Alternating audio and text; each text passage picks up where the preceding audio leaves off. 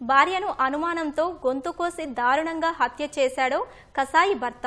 ఈ దుర్ఘటన ఖమ్మంలో చోటు చేసుకుంది. ఏపీలోని జగ్గయ్యపేటకు చెందిన గోకుల సాయివాణికి ఖమ్మం జిల్లా నెరడ గ్రామానికి చెందిన భాస్కర్తో 16 ఏళ్ల క్రితం వివాహమైంది. వీరికి ఓ కుమారుడు సంతానం. మొదటి నుంచి భార్యను అనుమానిస్తూ భాస్కర్ ఆమెను వేధించేవాడని బంధువులు తెలిపారు.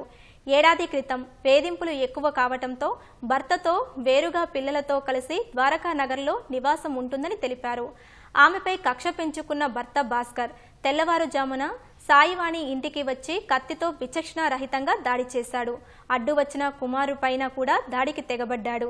ఈ ఘటనలో బాలిక చేతులకు తీవ్ర గాయాలయ్యాయి. స్థానికులు నిందితుడిని పట్టుకుని పోలీసులకు అప్పగించారు. బంధువులు చిన్నారికి ప్రభుత్వాసుపత్రిలో చికిత్స అందిస్తున్నారు. పోలీసులు సాయివాణి మృతదేహాన్ని ఖమ్మం ప్రభుత్వాసుపత్రికి తరలించి కేసు నమోదు చేసుకుని దర్యాప్తు చేస్తున్నారు.